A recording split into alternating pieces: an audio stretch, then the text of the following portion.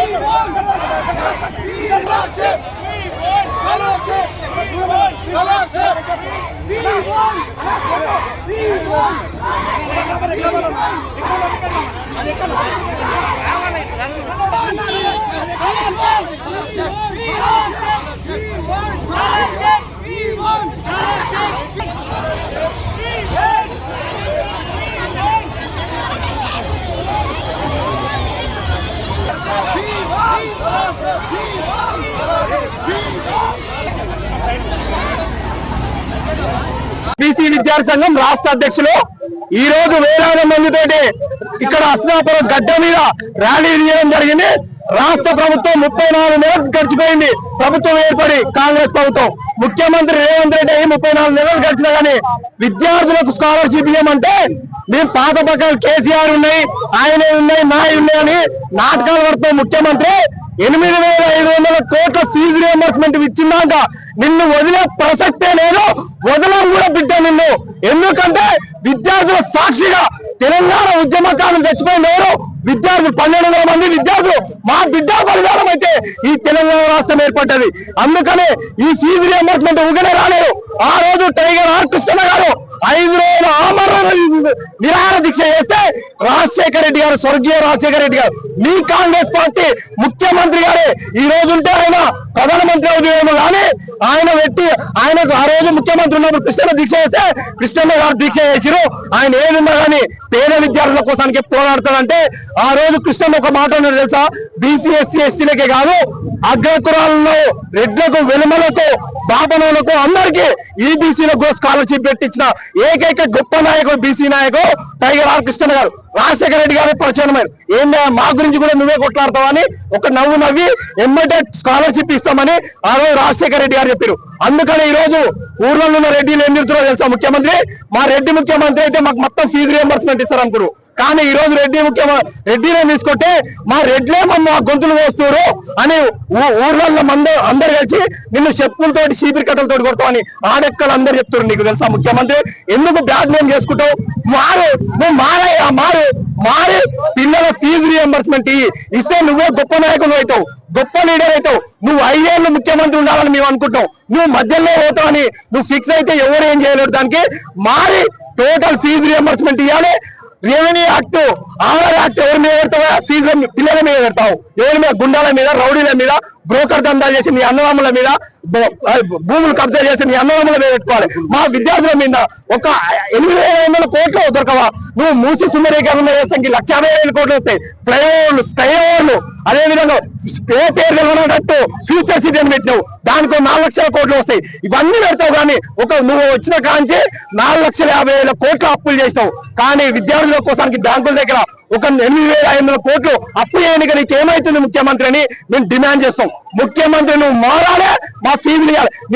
నువ్వు మారి ఇచ్చిందాక నిన్ను మాత్రం వదిలిపెట్టమని ముఖ్యమంత్రికి బరాబర్ డిమాండ్ చేస్తాం. 14 లక్షల మంది కాలేజీ స్థాయి విద్యార్థుల యొక్క స్కాలర్షిప్లు ఫీజులు ఇవ్వకుండా ప్రభుత్వం, ముఖ్యమంత్రి గారు చాలా ఇబ్బంది పెడుతుండ్రు పిల్లలకు కోర్సులు అయిపోయిన వాళ్ళు సర్టిఫికెట్ రాక నానా ఇబ్బందులు పడుతున్నారు. ఈ రోజు నిన్న హైకోర్టు కూడా జడ్జిమెంట్ ఇచ్చింది, సర్టిఫికెట్ల కోసం విద్యార్థులను ఇబ్బంది పెట్టవద్దు, చదువు అనే ఆ సర్టిఫికెట్ అనేది ఒక ఆస్తి, వాళ్ళు చదువు సర్టిఫికెట్ తో ఉద్యోగాలు తీసుకుంటారు. అటువంటి సర్టిఫికెట్ ఎందుకు ఆపుతున్నారు అని చెప్పి ప్రభుత్వమే స్వయంగా చెప్తుంది, కోర్టు చెప్పింది. ముఖ్యమంత్రి ఇప్పటికైనా కళ్ళు తెరిచి వెంటనే ఫీజుల బకాయిలు 8,000 కోట్లు వెంటనే చెల్లించాలి. ఇది ఒక చిన్న సమస్య, ముఖ్యమంత్రి గారు దీన్ని ఒక పెద్ద సమస్యగా భావించి చాలా టెన్షన్ ఫీల్ అవుతున్నాడు. ఎందుకు టెన్షన్ ఫీల్ అవుతుండే అర్థమైతలేదు. ఏ బ్యాంకును అడిగినా 8,000 కోట్లు అప్పిస్తారు. 14 లక్షల మంది విద్యార్థులు, చదువు పూర్తి అయిన వాళ్ళు లక్షల మంది ఉన్నారు. వాళ్ళ సర్టిఫికెట్లు రాక ఇబ్బంది పడుతూ కోర్టుకు పోతున్నారు. కొందరు అప్పులు చేస్తున్నారు, ఆస్తులు అమ్ముతున్నారు. ఈ స్కీమ్ పెట్టి ఫీజుల బకాయిలు ఇవ్వకపోవడం వల్ల చాలా ఇబ్బందులు పడుతున్నారు. ముఖ్యమంత్రి విపరీతంగా ఆయనకు అర్థమైతే లేదు, చాలా ప్రజలలో ఇబ్బంది అయ్యి చురుకైన ఎందుకు పేద కులాలు చదువుకుంటే ఓర్వలేకపోతుంది ముఖ్యమంత్రి అనే చెడ్డ పేరు వస్తుంది. నేను ఇప్పటికీ అయినా ముఖ్యమంత్రి గారికి విజ్ఞప్తి చేస్తున్నా, మాకు కావాల్సింది కార్యసాధన. పిల్లలకు స్కాలర్షిప్ స్కీమ్ యథావిధిగా కొనసాగాలి, ఫీజుల బకాయిలు ఇవ్వాలి, విద్యార్థుల స్కాలర్షిప్లు ఇవ్వాలి. ఆంధ్ర అన్నాడు ముఖ్యమంత్రి గారు, ఏమంటాడు? కృష్ణయ్య ఆంధ్ర ఎంపీ అక్కడ కొట్లాడాలండి. సరే, అక్కడ కూడా కొట్లాడతా. ఎంపీ రాజ్యసభ అంటే దేశంలో ఎక్కడైనా కొట్లాడవచ్చు. తెలంగాణలో ఉట్టిన తెలంగాణ బిడ్డను, కానీ నేను మాది కర్ణాటకకు పోయి కొట్లాడుతున్నా, మధ్యప్రదేశ్ పోయి కొట్లాడుతున్నా, ఆంధ్రకు పోయి కొట్లాడుతున్నా. అక్కడ ప్రభుత్వాలు అంటలేవు కృష్ణయ్య తెలంగాణలో ఉట్టిండు, ఇక్కడ కొట్లాడుతాడు అంటలేడు. వాళ్ళందరూ తమ బిడ్డగా మా కోసం వచ్చిన తెలుగు బిడ్డ అని చెప్పి ఆహ్వానించి నెత్తి మీద ఎత్తుకొని తిరుగుతున్నారు వాళ్ళు. కానీ మన ముఖ్యమంత్రి ఈయన తెలంగాణ బిడ్డ అయినా ఇక్కడ కొట్లాడుతుంటే ఆంధ్ర ఎంపీవి అక్కడనే కొట్లాడు అనడం నేనేం దాన్ని పట్టించుకోను, అది పెద్ద సమస్య కాదు అంతే అనేది. కానీ కార్యసాధన ముఖ్యం. నాకు ఫీజుల బకాయిలు ఇచ్చి పిల్లల కష్టాలు తీర్చాలి, స్కాలర్షిప్లు ఇచ్చి పిల్లల కష్టాలు తీర్చాలి. అందుకోసం వెంటనే ముఖ్యమంత్రి గారు స్పందించాలి. ఇది ఒక పెద్ద సమస్య కాదు. అప్పులు ఇప్పటికే 4 లక్షల కోట్లు అప్పులు చేశారు. ఇంకో 8,000 కోట్లు చేయి. ఈ లక్షల కోట్లు చేసిన వాళ్ళకి 8,000 కోట్లు లెక్కన. రెండవది, మన ధనిక రాష్ట్రం, మనకు నెలకు 20,000 కోట్ల ఆదాయం ఉంది. మీరు చెప్పిన లెక్కల ప్రకారం ఇప్పుడు మీరు అధికారంలోకి వచ్చి 33 నెలలు అయింది, అయినా ఇవ్వలేదు. ఇప్పుడు కూడా ఇవ్వడానికి ముందుకు రావడం లేదు. నేను ఇప్పటి నుంచి ఇస్తా అంటున్నాను, కానీ కాంగ్రెస్ ప్రభుత్వం అధికారంలోకి వచ్చిన నుంచి ఇస్తానని కూడా అంటలేడు. ఇది మొత్తం మీద ఈ స్కీమ్ ఎత్తేయాలనే కుట్ర జరుగుతుంది. అది అయ్యే పని కాదు. దీని మీద బీసీలు తిరుగుబాటు చేస్తారు. ఎన్నో ఈ స్కీమ్ ఒట్టిగా రాలేదు. నీవు పాట కూడా కట్టావు, ఒట్టిగా రాలేదు. ఒక్కొక్క మెట్టి ఎక్కుకుంటేనే అధికారం చేపట్టారు. ఈ స్కీమ్ కూడా ఒట్టిగా రాలేదు. ఎన్నో పోరాటాలు చేసి ఈ స్కీమ్ సాధించినాము. అందుకే ఈ స్కీమ్ జోలికి రాకుండా మీరు ప్రతి ముఖ్యమంత్రి, గతంలో వెంగళరావు అప్పటి నుంచి నేను కొట్లాడుతున్నా, ప్రతి ముఖ్యమంత్రి చెప్పాలంటే పెద్ద స్టోరీ అవుతుంది. ప్రతి ఒక్కరూ బీసీలకు ఏదో స్కీమ్ పెట్టి చరిత్రకి ఎక్కారు. కానీ ముఖ్యమంత్రి రేవంత్ రెడ్డి అధికారంలోకి వచ్చినాక ఒక్క స్కీమ్ పెట్టలేదు, ఒక హాస్టల్ ఇవ్వలేదు, ఒక కొత్త గురుకులు ఇవ్వలేదు, స్కాలర్షిప్ పోని ఫీజుల మొత్తం ఫీజులు ఇస్తాను లేదు, స్కాలర్షిప్లు పెంచలేదు. ఓ హాస్టల్ విద్యార్థులు ఒక్కటి మెట్ ఛార్జీలు పెంచింటే అందుకు మేము అభినందించాం. ఇప్పటికైనా ఎదురుదారి మానుకొని పైసలను బకాయిలను ఇచ్చి టోటల్ ఫీజులు ఇవ్వాలి. ఆంధ్ర అన్నాం, మీరు ఆంధ్రలో టోటల్ ఫీజు